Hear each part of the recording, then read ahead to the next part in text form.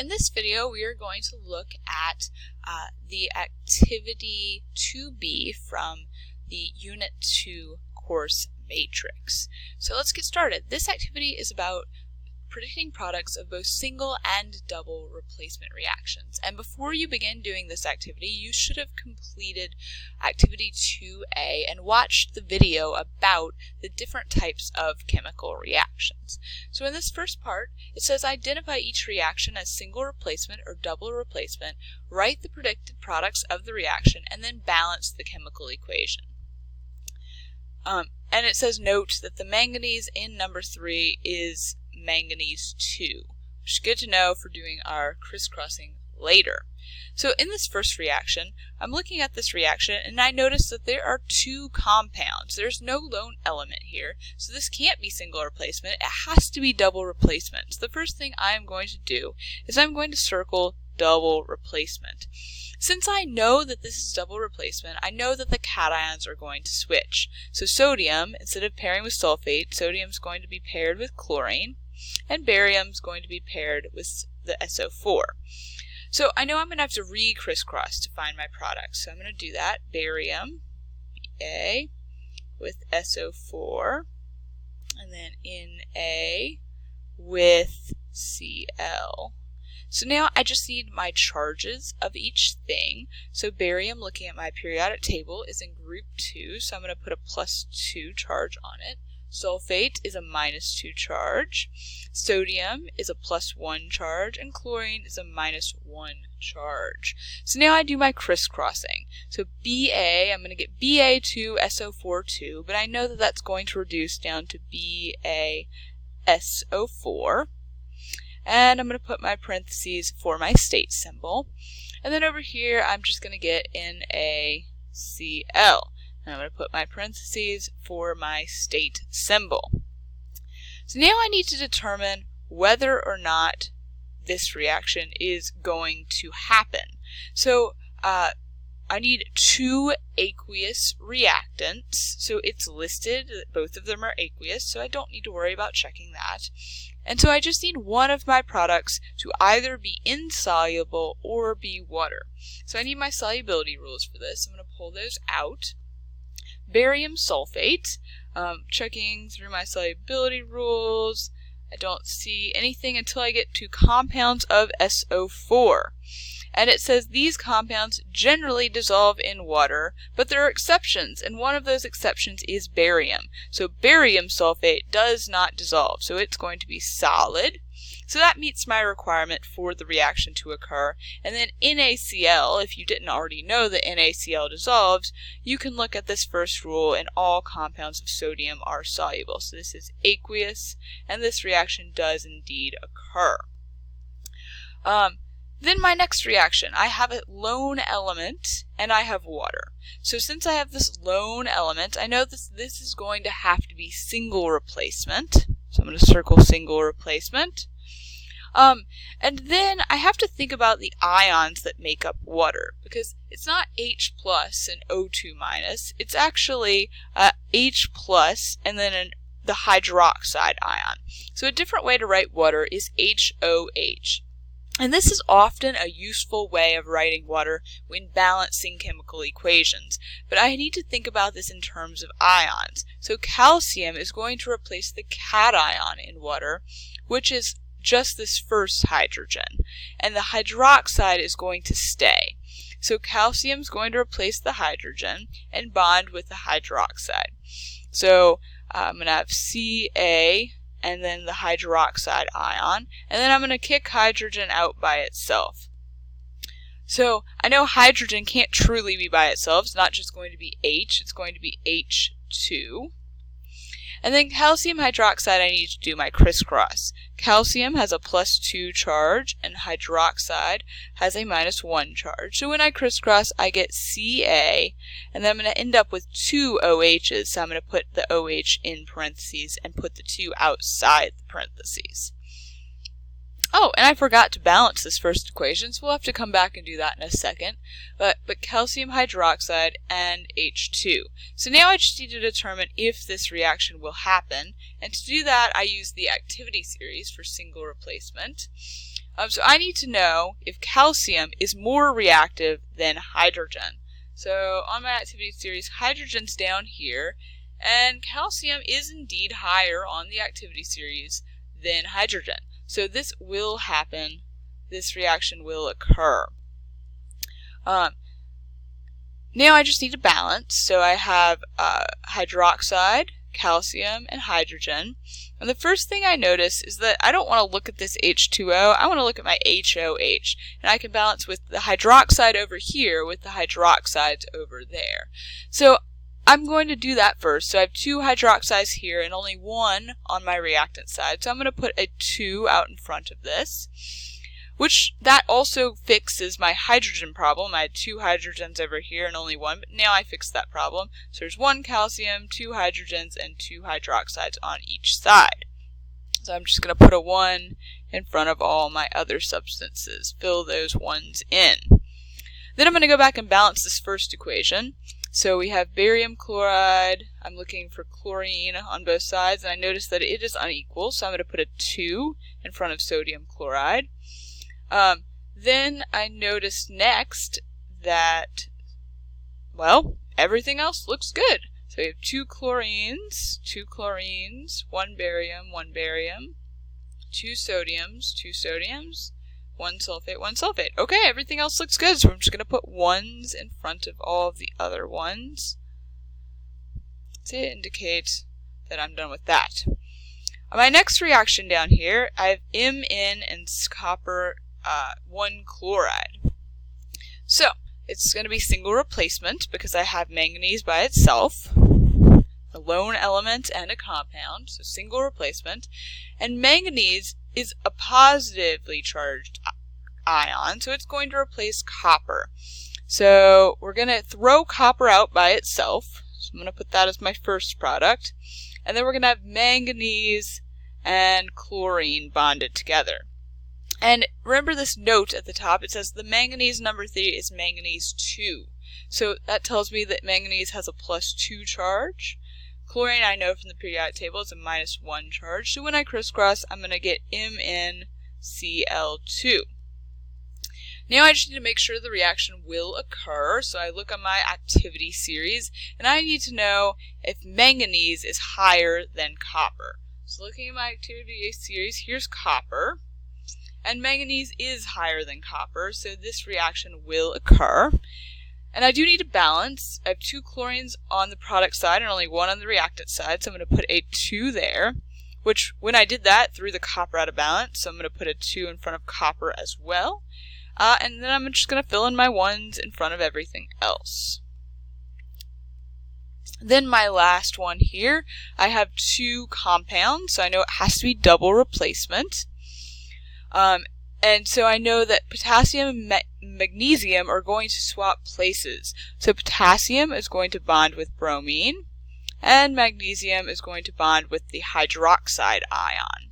So when I re-crisscross, I'm going to have Mg pairing with OH, and I'm going to have potassium pairing with bromine. Mg has a 2+ charge, hydroxide has a -1 charge. Potassium is +1, bromine is -1. So now I just need to crisscross. I have Mg, just one of those, and then I'm going to have 2 OHs. And then I need my state symbol, of course, because it's double replacement. And then potassium and bromine, I'm just going to get KBr and put my parentheses. So for this reaction to occur, both my reactants have to be aqueous, which it already tells me that they are, and I need 1 insoluble product. I'm going to look at these solubility rules. Magnesium hydroxide. So looking through my rules, haven't come to any yet that mention magnesium or hydroxide. So now I'm going to go down to the rules. These compounds generally do not dissolve in water. Compounds of CO3, compounds of pH 4, compounds of OH-. So all the way down here is where I found a rule that's useful to me. So compounds of OH- generally are insoluble or do not dissolve in water. But I just need to make sure magnesium is not an exception. So looking through, the exceptions are lithium, sodium, potassium, rubidium, cesium, ammonium, strontium, and barium. So magnesium is no exception to that rule. So hydroxides do not dissolve in water, so this is going to be my solid. And then potassium bromide, all compounds of potassium are soluble, so this is going to be aqueous. This reaction will occur. Then lastly, I just need to balance this equation. I have 2 hydroxides over here and only 1 on my reactant side, so I'm going to put a 2 there. Then I have 2 potassiums on my reactants and only 1 on the product, so I'm going to put a 2 there. And then that makes 2 bromines, and I already have 2 bromines on my reactant side, 1 magnesium, so I'm just going to fill in a 1 in front of my other 2 substances. And that's all for that first section at the top. Next, let's go down to look at some single replacement rules. So remember that cations always replace cations and anions always replace anions, and that the lone ion must be more reactive than the ion that it is replacing. So down here we just need to predict the products, then circle whether there will be a reaction or whether there will be no reaction. And lastly, just balance the chemical equation. So first we have zinc and silver nitrate. So zinc is going to try and replace silver, and silver is going to be booted out by itself. So the first product, well actually not the first product, because aqueous, the first product it says is aqueous, so I need to pay attention to that. As silver, when it gets kicked out by itself, silver is not soluble, so I know that silver is going to have to be my solid. So I'm going to put silver, my first product, next to the state symbol that says solid. And then zinc nitrate must be the thing that's going to be aqueous. So I need to do crisscross, a zinc, and then NO3. Zinc I know always has a +2 charge. NO3 is -1. So when I do my crisscross, I get Zn, and then I'm going to have 2 NO3. So I'm going to put that in parentheses. And that is indeed aqueous. So now I just need to determine whether or not this reaction will happen using my activity series. So for this reaction to occur, zinc must be higher than silver in the activity series. So silver's down here, and zinc is all the way up here. So zinc is higher than silver, so this will occur, reaction. And I just need to balance. So 2 nitrates over here, so I need 2 nitrates here. 2 silvers, so I need 2 silvers over here, and then I have 1 zinc on either side, so I'm going to fill in those 1s. On to the next one. Now I have NaCl plus aluminum. So aluminum is going to try and boot out the cation, sodium, and sodium would be kicked out by itself. So when sodium's kicked out by itself, that's going to be a solid, so I'm going to put that next to the state symbol S. So Na.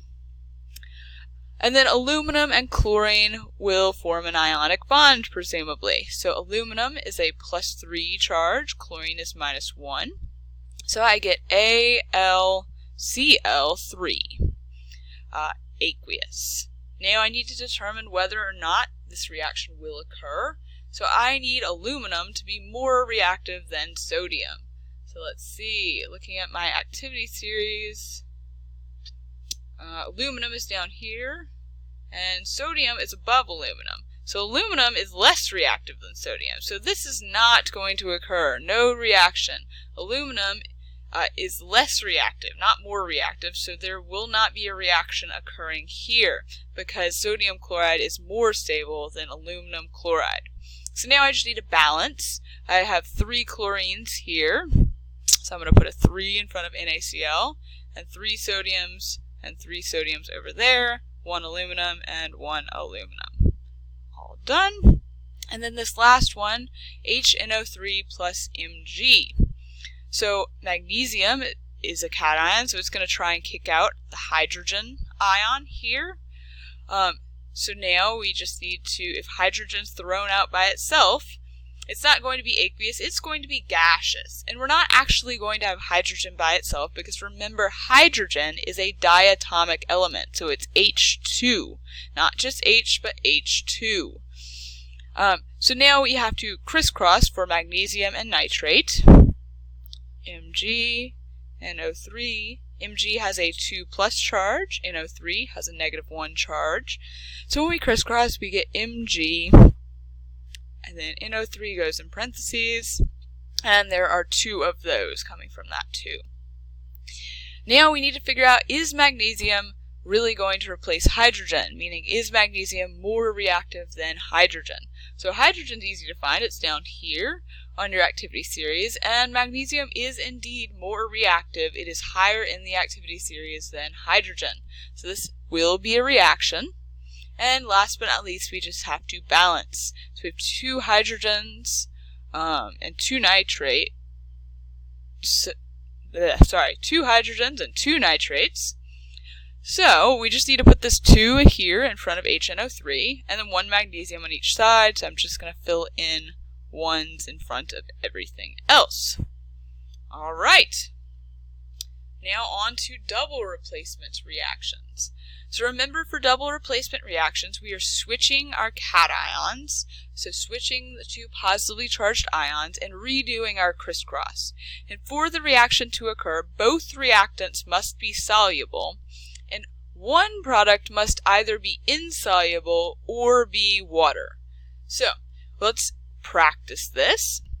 So NaCl and AgC2H3O2, or silver acetate. So silver is now going to pair with chlorine, and sodium is going to pair with acetate, this whole thing right here. So when we redo our crisscross, we're going to get Ag crossing with Cl, and we're going to get Na crossing with C2H3O2. I really should have put these in the opposite blanks because this one's a lot bigger than this one, but oh well. Silver has a +1 charge, chlorine has a -1 charge, sodium has a +1 charge, and acetate has a -1 charge. So everything is just a 1-to-1 ratio. So I'm going to get AgCl and NaC2H3O2. Now I just need to look at my state symbols. So I need to determine and make sure that both of these reactants are soluble. So looking at my solubility rules, let's see. Na follows this first rule that all compounds of sodium are soluble, so this will be aqueous. And then silver acetate, we need to look down a little bit. All compounds of C2H3O2 are soluble. There are no exceptions, so this one's also aqueous.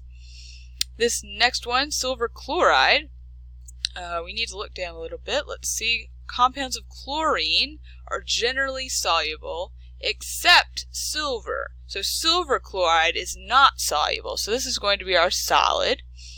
And then sodium acetate, let's see, Na are always, compounds of sodium are always soluble. There are no exceptions, so this one is aqueous.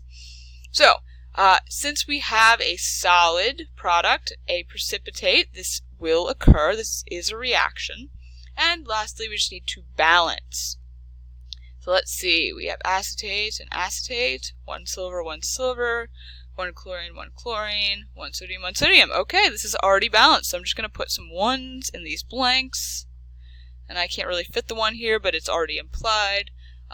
So that is all we need to do for that one.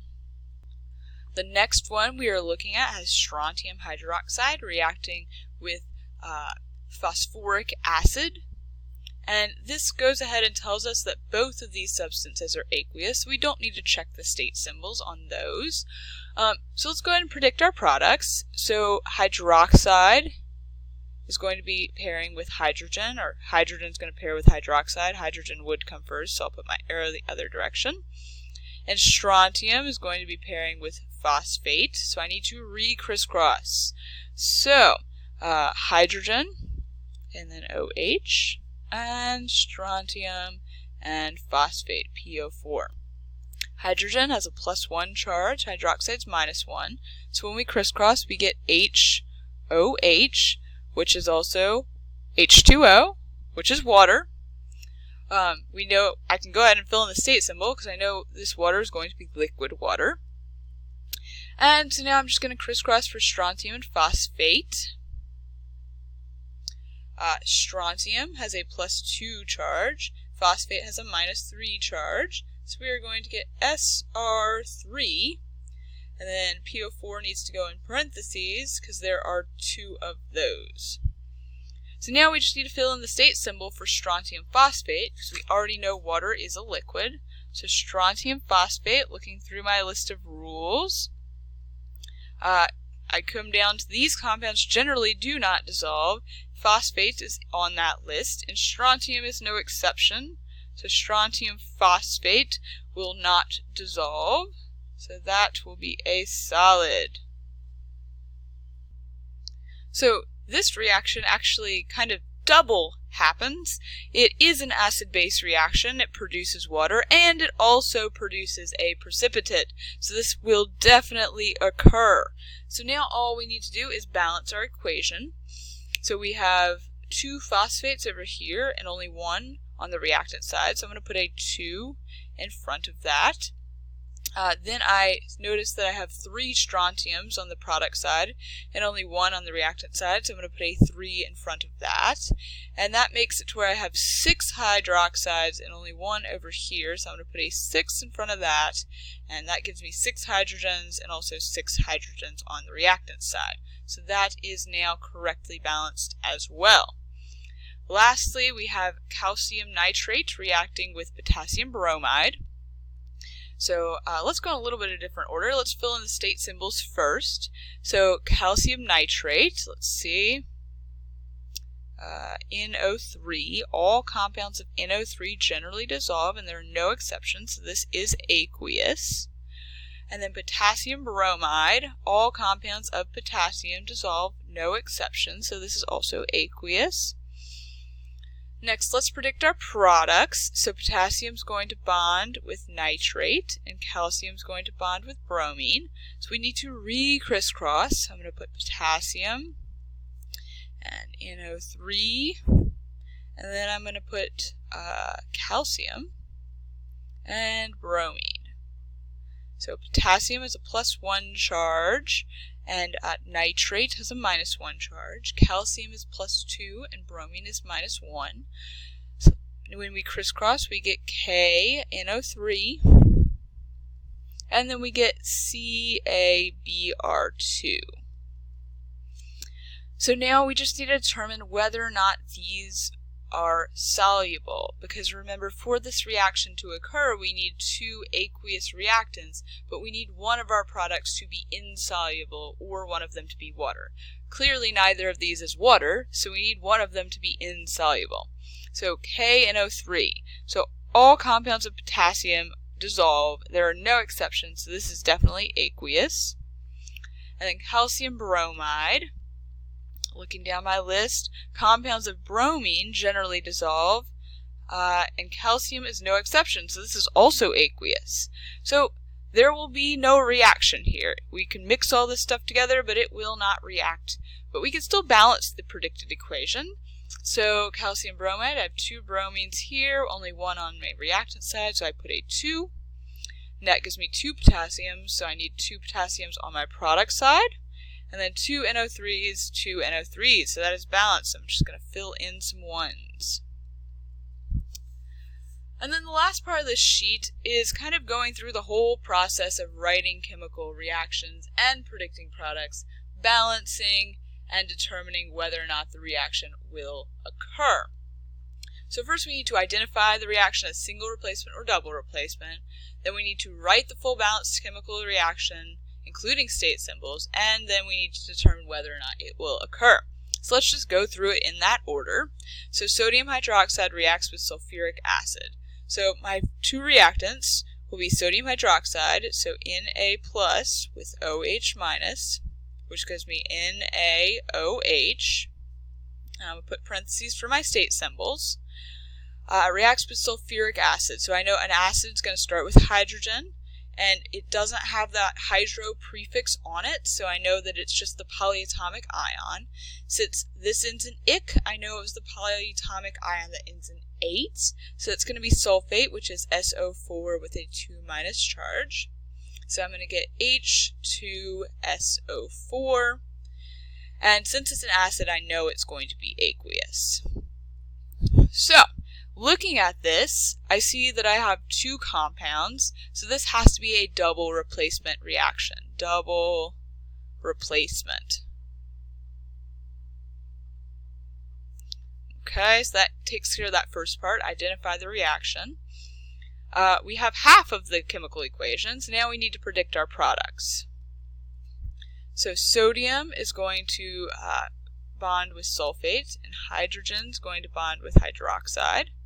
So this first product, H plus crossing with OH minus, that's just going to be water, HOH. And I know my water is going to be a liquid. Then my second product's a little trickier. I'm going to have sodium bonding with sulfate, SO4. So Na has a +1 charge, sulfate has a -2 charge. So I'm going to get Na2SO4. I'm going to put my parentheses for my state symbol. So NaOH, is it soluble? So we're going to look at our list. Compounds of hydroxide are generally not soluble, except sodium. Sodium is an exception, so this is soluble. It's aqueous.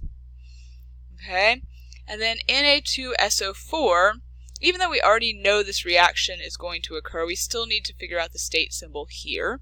So compounds of lithium, sodium are always soluble, so this is going to be aqueous.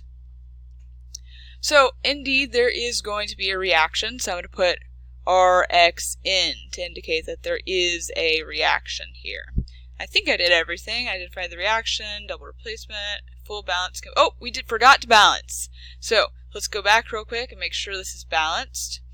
And when you're balancing a neutralization reaction, it's usually helpful to balance the hydroxide with the hydroxide and the hydrogen and the acid with the hydrogen and water.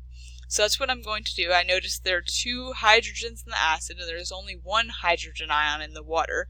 So I'm going to put a 2 in front of that. Then there's 2 hydroxides and only 1 over here, so I'm going to put a 2 in front of sodium hydroxide, and that gives me 2 sodiums, which matches the 2 sodiums on the product side. And of course there's only 1 sulfate. So that is a balanced chemical equation. So now we have done everything it asks for. I'm going to put this up here so we can continue to look at it while we look at our next problem, although we can't quite see the whole thing. Let's pull it down a little bit. Next we have solid potassium metal reacts with liquid water. So this one makes it easy on us because it tells us the states of our 2 reactants. So potassium, solid potassium, K, and then S, reacts with liquid water. So water is H2O, and it's a liquid. Cool, that makes it easier for me. So this is not going to be double replacement because there's only 1 compound. It has to be a single replacement reaction. So I'm going to put single replacement. And potassium, remember, is going to replace the cation in water. And water, when we write it as a list of its ions, we have to write it as HOH. So I'm actually going to rewrite my reaction with HOH liquid instead of having water written as H2O. So I'm going to put K solid plus HOH liquid, and then I'll predict my product. So that just makes it easier. I'm going to cross this part out. So now I know that potassium is going to replace the hydrogen out front, but the hydroxide is going to stay and bond with potassium. So I'm going to end up with potassium and hydroxide bonded together. When I crisscross that, K has a +1, OH is -1, so I get KOH. And then my other product is just going to be hydrogen, kicked out by itself. But hydrogen, remember, is diatomic, so it's not just going to be hydrogen, it's going to be H2. So, now I have my products predicted. I need to put in my state symbols. H2 is a gas. Hydrogen is always going to be a gas. And then KOH, I can use my solubility rules to figure this one out. So compounds of hydroxide are generally not soluble, except for potassium is an exception. So this one's going to be aqueous. Now I just need to determine if this reaction will occur. Oh, and I need to balance, but we'll do that second. So let's figure out if this reaction will occur. For it to happen, potassium has to be more reactive than hydrogen. So hydrogen is here, potassium needs to be higher, and potassium's all the way up here, so it's much more reactive. So this will happen. So I'm going to put Rx in, indicating this reaction will occur. And then I'm going to go back and balance. So I have one hydroxide on each side, I have one potassium, but hydrogen is out of balance. There's 2 on this side and only 1 over here. So I'm going to put a 2 in front of the HOH. So now I've thrown off my number of hydroxides, so I need to put a 2 in front of KOH, and I've thrown off potassium now, so I'm going to put a 2 in front of potassium. And that should fix the problem. 2 potassiums, 2 potassiums, 2 hydrogens, 2 hydrogens, and 2 hydroxides, 2 hydroxides. That is good. So let's move on to our very last problem on this sheet. Last, we have sodium phosphate and calcium chloride react. And it doesn't tell us anything else. So, first, I can already tell that I have 2 compounds, sodium phosphate and calcium chloride. So I know this has to be a double replacement reaction. Double replacement.